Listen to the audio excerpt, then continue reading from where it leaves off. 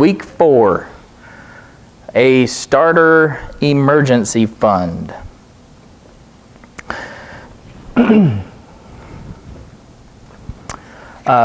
me ask real quick here.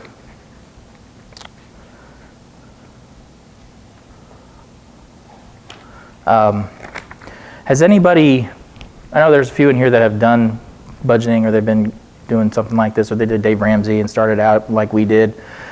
Anybody in here have a situation where this was a helpful thing to you, like we needed to have this in place, a starter emergency fund, if you even know what I'm talking about? We for sure did. When you start doing a budget, again, you find out real quick that, oh wait, I forgot about that thing, or we actually spend more on this, or it's different during summer than it is during school year, it's different during the winter than it is during the summer. Then all of a sudden, your water heater stops working. They're like, well, that's not in the budget. Where did that go? Well, where do I get that from? And what usually happens when you don't have the money, credit card. And you get yourself into more debt. And you're even farther behind than when you started. What a starter emergency fund does is help as you are beginning to get started. Having something like this in place is helpful for as you are going along. It is not something that you just do at the beginning and then you get rid of later on. It actually increases as you do better, and we'll have another week on doing that. But let's focus in here tonight on a starter emergency fund. This is one of the simplest and yet one of the most helpful practical steps in starting to gain some financial stability. A lot of people, and you may be one of them, or if you're not, you know people who are like this. You have people all around. We have people all around us, all across the state, all across the United States. Families that live one unexpected event away from absolute panic. A flat tire, a broken appliance, a medical bill, a car repair, anything that can throw off your entire month or maybe months worth of budgeting. So establishing and keeping a starter emergency fund can help you, especially as you take these initial steps and getting a budget going and getting a handle on your finances. A starter emergency fund can help you be a faithful steward. Because part of being a faithful steward, according to Scripture, and that's where we're going next, is to prepare for ordinary emergencies. Proverbs chapter 22 is the first verse here tonight. Proverbs 22 and verse 3. This is another one of those general principles that can be applied in many different kinds of situations. But in particular in finance, you can see how it will apply here in just a minute. Proverbs 22, verse 3. The prudent sees danger and hides himself, but the simple go on and suffer for it. The prudent person sees trouble coming and takes shelter. Anybody who's been alive and has to take care of their money knows that emergencies happen. It's not if, it's when, right? This is why we have insurance. That's why we have car insurance. That's why we have house insurance. That's why we have medical insurance. Because why? Something's going to happen to the car. Something's going to happen to the house. I'm going to break my arm. I'm going to get shot with 10 times the steroids.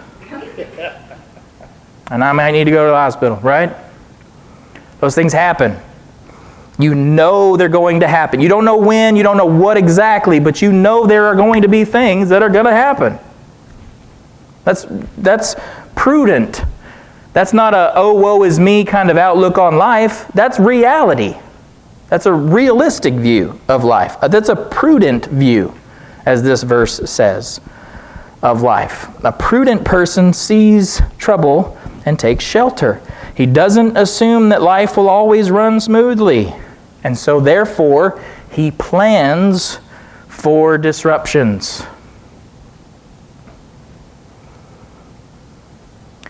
The simple are the ones that just go forward and don't think anything about it, and then when those things come, they suffer for it. Flip over back a few pages to Proverbs chapter 6.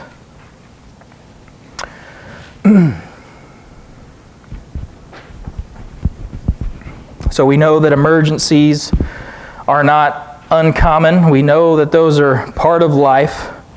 We live in a fallen, sinful world, and this is a consequence of the world we're living in, so we got to be prepared for it. So Proverbs chapter 6, this is going to be a familiar passage. Even if you've not necessarily read it, you've probably heard this before, or you've seen a cartoon of it when you were a little kid. You're like, what in the world are you talking about? Proverbs chapter 6, beginning in verse 6. Go to the ant, O sluggard.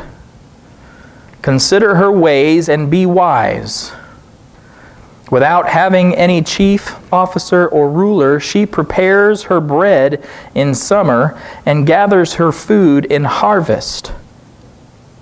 How long will you lie there, O sluggard?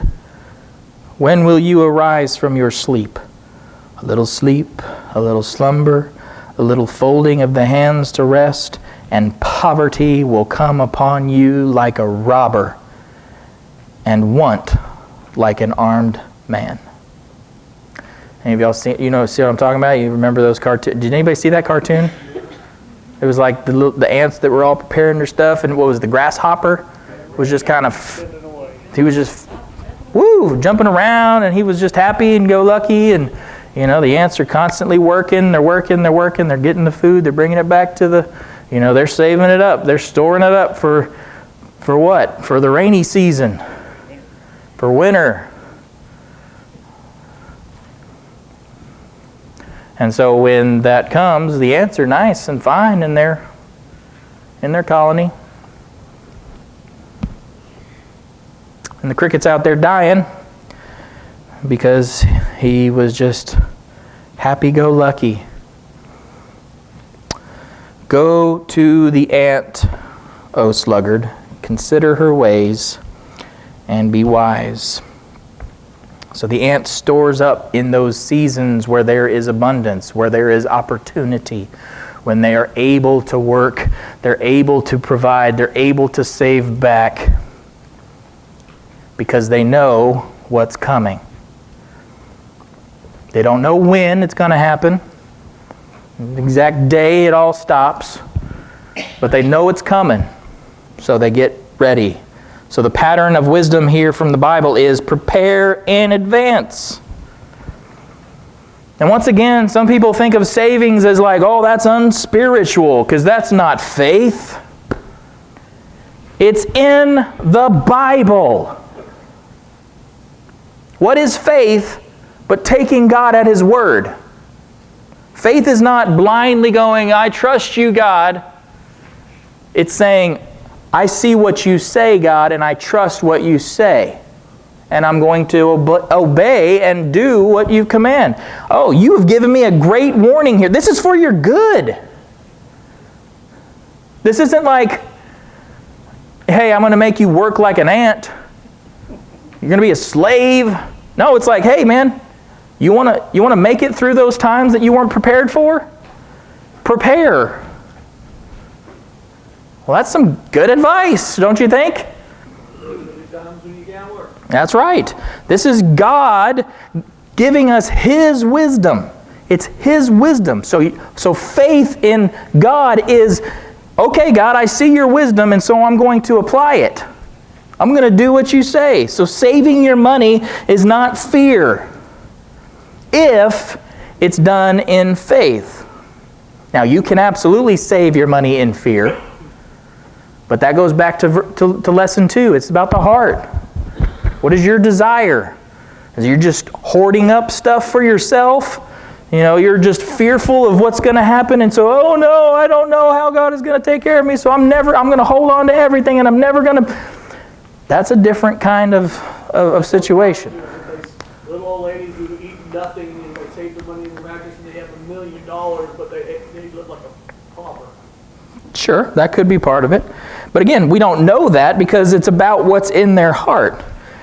So this isn't me even telling you, like, don't.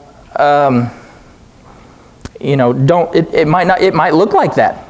Saving in faith might look like putting it in a mattress. If that's the conviction you have, I don't think that's smart, practically. But if that's what you want to do, that's okay. But if it's done out of fear, then you're doing it for the wrong reason. It is not out of fear, it's out of faith. It's prudence. It's prudent to look at what is coming and prepare in advance for it. This is one way, saving is one way that we acknowledge that wise people, according to God, prepare for these kinds of predictable disruptions in our life.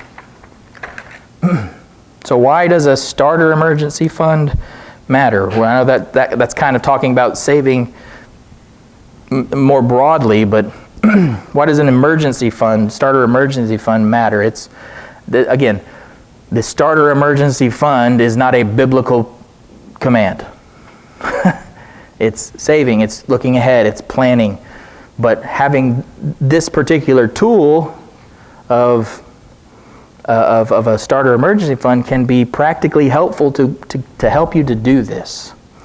Again, many people are kind of trapped in a cycle because when these kinds of unexpected expenses come, they don't have the money, so they put it on a credit card and they just make the problem worse. The card balance grows, the interest compounds, and then what happens by the time they start trying to pay it down again? Another emergency happens, and they're behind again, and they swipe the card again. And it just gets worse and worse and worse and worse. So a starter emergency fund helps you to create margin in your life. Can I give an example of that? Yep. So, for example, like one of our envelopes or things that I track is like car maintenance, things that, whether it's normal oil changes, tires, but also the unexpected, like maybe something fixed, major. And so, especially when you're starting out, like you obviously can't put like $1,000 into that right away. Like you might be budgeting $20 a month or something to try to build that up for those inevitable things. And so the emergency fund helps in that sense. So if something does happen while you're trying to build up that little bucket or whatever of money, you can use the emergency fund to supplement that and you're trying to build up, not have to Right. start something. Right. Yep. So it doesn't... Do you repay the emergency fund? Yes. So it doesn't solve every problem, but it can help you, it helps keep every single problem from being a problem, from being a crisis. So a small emergency fund can help you, like if you get a flat tire, that it can help you keep that flat tire from becoming new debt in a credit card. It can keep that repair or whatever it might be from causing panic and throwing off everything in your budget. It helps a family, again, have margin, or another way of putting it, some breathing room. Okay, listen, so here's how it's worked in our, again, like I've said, is we were starting to work on this budget and we started funding this emergency fund, and then all of a sudden the water heater went out, and it was the weirdest feeling. Like there was no like, where are we going to get the money for this? It was, hey, we planned for this. So $600, whatever it was, it's like, there you go. And then we started building it back up again because we recognized very quickly, okay, we need this thing. Stuff happens. And it's better to go, got it, than, and swipe. I got a lot more to say, so let's keep it quick. I'm just going to ask, so are you actually keeping it out in a separate account somewhere? Well, that part of it, you can do whatever you want. I will say that wisdom for this is keep it in a savings account separate from your checking account, because it's too easy to go and that to be gone. Now, unless, again, that's different for every body. But my suggestion would be that this particular kind of emergency fund, this particular kind of savings, we'll talk about other kinds of savings later, but this particular one, it should be, it has to be, it needs to be liquid. And does everybody understand that economic phrase? Liquid meaning you have to be able to get to it like that. You don't put it in a CD, don't put it in a stock market or an IRA. This fund is not for that.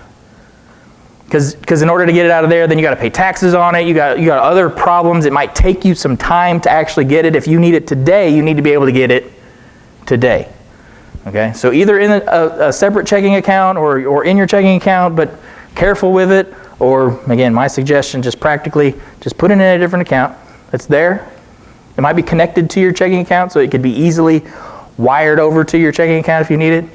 But something separate that's there by itself, so you don't mess with it. The only thing you ever do is add to it as needed, or use it as needed. So, let me give you an example here. This is a very clear one, very easy one, low-hanging fruit from the Bible as far as an application goes. Joseph, Genesis chapter 41. I'm not going to go and read all of that because it would take too long to read through the whole story. But you remember Joseph, right? The guy, the kid with the coat of many colors? That Joseph. What happens to him? He gets sold into slavery, goes into Egypt, starts at Potiphar's house, ends up at Pharaoh's house as second in command. And what is his job? Why is he there? Why is he second in command? Because he interpreted a dream that said what? 7 years is good, 7 years famine. Exactly. There's going to be 7 years, and he knew that was a prophecy given by God. It was a dream given by God. That was a gift that God gave him. So they know it was going to happen. So they actually had a little bit of a heads up. But heads up, things are going to happen. So there you go. Excuse me. So, yeah. So 7 years of plenty, 7 years of famine. What's the goal then? To save up enough in those 7 years to get through the next 7. Now, that's not what the purpose of the emergency fund is. You're not trying to save up 7 years worth of stuff so that you can get through a lean 7 years. That's not the purpose of the emergency fund. But the point is, you have to know. A prudent person sees that there's trouble ahead. There's going to be trouble ahead. Don't know when it's coming. Don't know what it's going to be. But you know something's going to happen. It's just going to happen. Okay? So you prepare so that when you have it and you're able to fund it, then when you need it, you have it. So Joseph stored up enough during those years of abundance because he knew that the difficult years were coming. That was not unbelief on Joseph's part. That was obedience. That was wisdom. That was prudence. He was being a faithful steward under God's providence. Because it could have been told that, and everybody could have been like, well, hey, let's live it up for 7 years, and then we'll die. Well, we're not getting into that. So he planned ahead for knowing what was to come. This was wisdom. This was faithful. This was not unbelief. This was not unspiritual. God often provides for future need by teaching us to prepare right now. So what is the spiritual that's like the physical benefit of having this kind of margin there. But what is the spiritual benefit? Well, this isn't spiritual. This is money. As we've been talking about very clearly, this is very much a spiritual matter. Financial margin, having this kind of breathing room, kind of having this kind of thing in place isn't just practical, it reduces temptation. Yes, don't be anxious. Because when there's no margin, you have anxiety. That's when you guys start arguing against each other in your marriages. That's when you start making dumb decisions. Because everybody's on edge. But having just a little bit of reserve can help bring peace. Can help steady the home. Can help keep the budget from getting thrown out of whack. It can steady the heart. So that does not mean, listen to me very carefully, that doesn't mean that we trust our savings instead of God. Again, we're trusting God and His wisdom and doing what He has said, and so doing this thing is actually obeying Him. It's actually trusting Him. We're not trusting the savings we have. We're trusting that God has prepared us and is giving us His wisdom to prepare for those moments, and we praise the Lord who has given us this savings for such a time as this, when these things happen. So the practical goal is going to be different for everyone. So again, Dave Ramsey kind of does the $1,000. Like, he doesn't waver from that. And I get that. And I would even recommend, like, make that the minimum. That should be a starting point. But for some people, you might need to have maybe a $2,000 emergency fund. Work towards having a little bit more than that, especially as things are getting more expensive, and then it's not going back down, right? So good. A new roof will cost you over $5,000. Right. Now we'll talk about growing this emergency fund from a starter one to a more substantial, like 3 to 6 month of right. Like, what do we do? Kind of emergency fund. But for now, just as you get this stuff started and as you start to take your finances in hand, you need a modest emergency fund that will be able to cover some of the common surprises. Now, for some of the bigger surprises, you have insurance, or you should for most of the things, right? Like if you have a house, you have house insurance.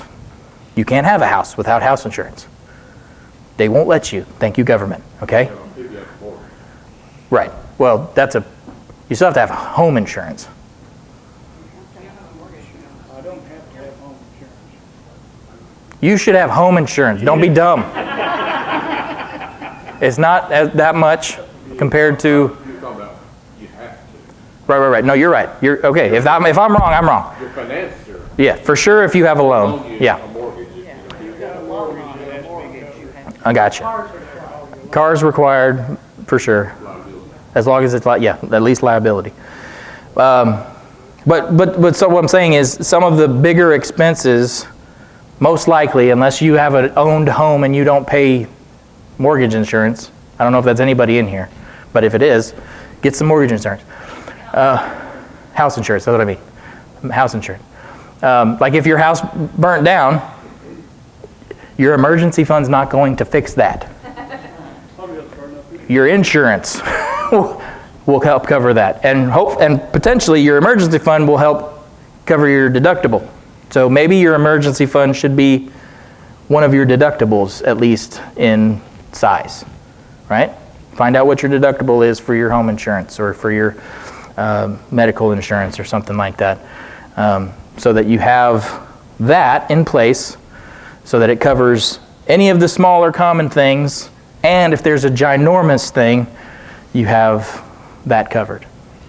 that make sense? So aiming towards that is the initial goal. It gives you, and this gives you something concrete and achievable. We're not saying save, and as every penny you can. That's not practical. Aim for a number. So then how do you build it? Well, for those of you who have zero coming out at the end of the month, it's time to cut some things. It's time to sell some of those unused items that you don't use any.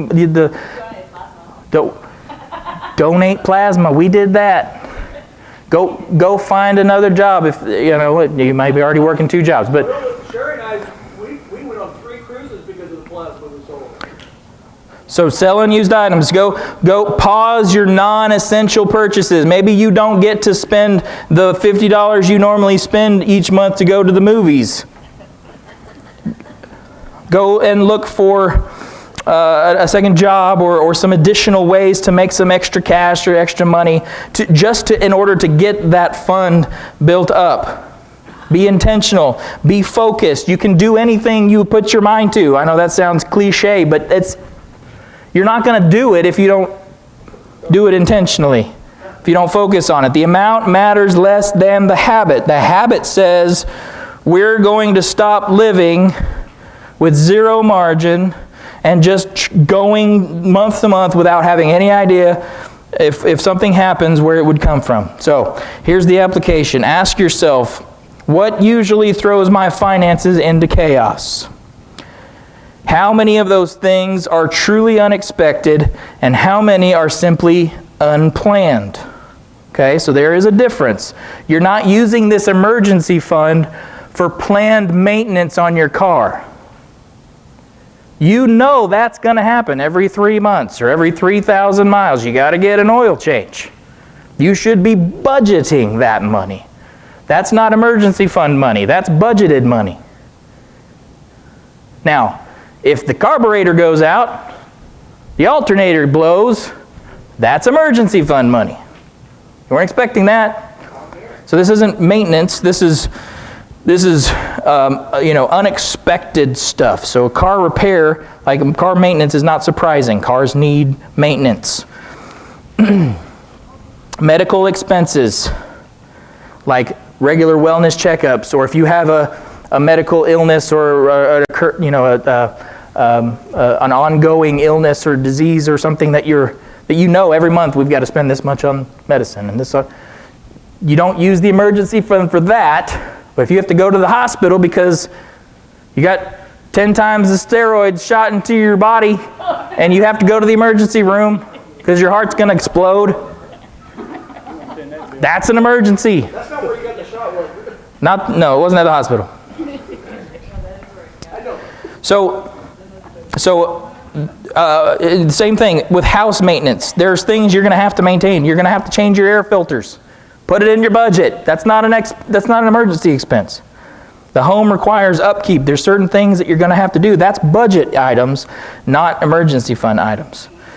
But when the AC explodes, well, that's when you dip into that emergency savings. So you can't obviously prepare for every emergency, but you can prepare for many of them. You can prepare for a lot of them. The prudent, Scripture says, sees danger and takes refuge. That's not fear. That's good, faithful stewardship. So, since we have a few minutes, I wanted to try to get to the discussion questions a little bit more because we never get to them.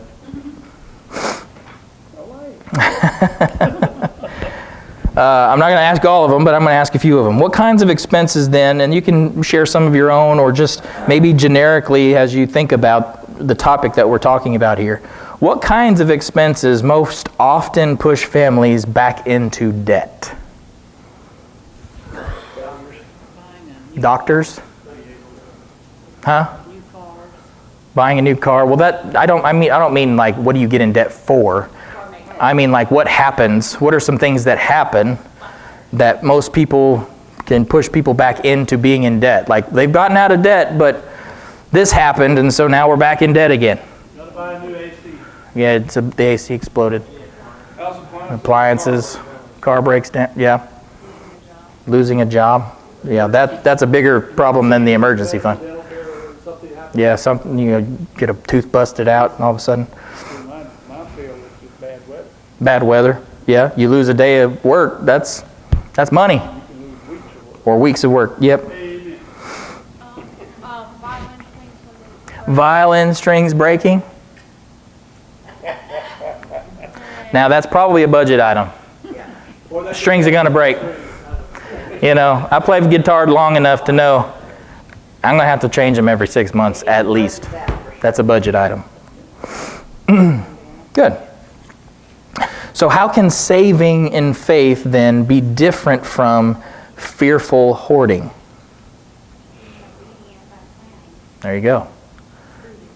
Being prudent, being obedient by planning. You're doing it out of obedience to God rather than I'm so afraid that there's something that's going to happen that I've just got to just keep saving my money and keep it to myself, and I'm not going to spend it on the things that I need to spend it on, but I'm going to just hold on to it. I think we need to have a little bit of grace towards each other too, because one partner might be, "You're not on this budget. You got to stay on this budget," and I understand we have to do budget. I understand that, but sometimes it gets so authoritarian that you don't even enjoy life. I'm not saying we're not spending money. I'm just saying there's got to be a way to say, "Hey, we're on this budget." When can you most enjoy life?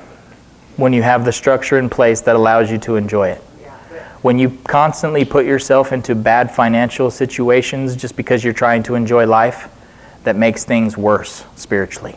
That makes everybody more anxious, that causes the fights, that causes these issues all the time. We're not given our money so that we can enjoy life. and then there's times. I know, that sounds terrible And then to the world around us because we live in America, but we're supposed to enjoy life. Your money was not given to you to enjoy life. And there's times that you will be doing this and following the plan and everything, and you might need help, and it's okay to ask the church. Sure. Because no matter how much we have, there could be something that happens and you don't have the money. You're right. It's just more than you could have planned. Right. compared to- Right. I'm not saying there aren't pitfalls on the way towards this, and I'm not saying that it's just like, oh, I've decided I'm going to have an emergency fund. It's just going to appear. No, it might take you 6 months to a year to establish a savings account that's up to the number you want because you've had to use it. Okay, so you use it, there's 600, you have 1,000, you spend 600 in your water heater, Then you. try to put that $600 back into it. So I got to take it. I got to take it from somewhere, and work. Whatever it was that helped me get to that point, I might have to do that again. And that's the hard part, that's the part that I'm talking about. Drop it in right then. Right, it's not going to just, no, you're not putting 600, well, I just spent it. No, the point of having it is because you don't have it over here in the regular monthly budget. Your regular budgeting and spending of your of the money that God's given you. But in order to increase it, you have to do those kinds of things that we talked about. You might have to sell some things. You might have to not enjoy life as much that month. It may be a beans and rice week. Whatever it takes. And you're like, well, life's just not worth living then. Then you're thinking of life the wrong way. What specific sacrifice, last question, could help you begin building margin this month? Stop buying stuff on Amazon. Sarah. One thing we thought about, if we would order our food at Walmart and we'll pick it up, instead of going in, we could probably cut back on a lot of impulse. Sure. Impulse buying.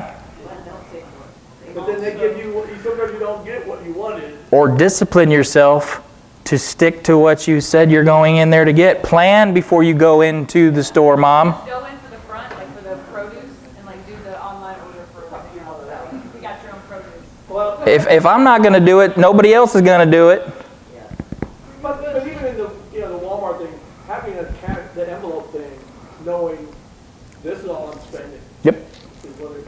So then you go, do I want this for dinner this week or this for dinner? Well, when you get to the end of the shopping and you're like, well, I'm $20 over, I guess I'm going to have the ramen noodles rather than, whatever else it was, the lasagna for one night this week. And you go, that's okay. Guess what? I make my list and then go online and see how much everything is and add it up before I go. Well, that's good. But you got to make sure you're starting with the budget first. Right. Not just go, here, how much is it going to cost me to buy all the stuff I want? That's what I meant. Like, Yeah. this is my budget and I make sure that I stay within it so there's no room for it. There you go. There's no reason to not plan ahead. The only reason to not plan ahead, laziness. One thing I know is, and I told Jason, I said, I'm gonna go to the store once a week. If you stay out of those stores but once a week, you will save money. That's right. So, All right, so- we have to budget our Wednesday night and Sunday dinners. If You we're, have potluck every Yeah, it's potluck. if we help and we bring stuff, that can't just be random out of your miscellaneous. We need to- What are you talking about? Well, we gotta eat. That's the one. Sunday nights. When Oh, Wednesdays are here. Yeah. But You talking about like potluck? potlucks and all that. Yes, you have to budget that. That needs to be in the budget somewhere. Because otherwise. Yes. Oh, it's. Were you going to eat dinner Were you going to eat dinner that night? Bring it, whatever it was going to be. That's what potluck is for our Sunday nights.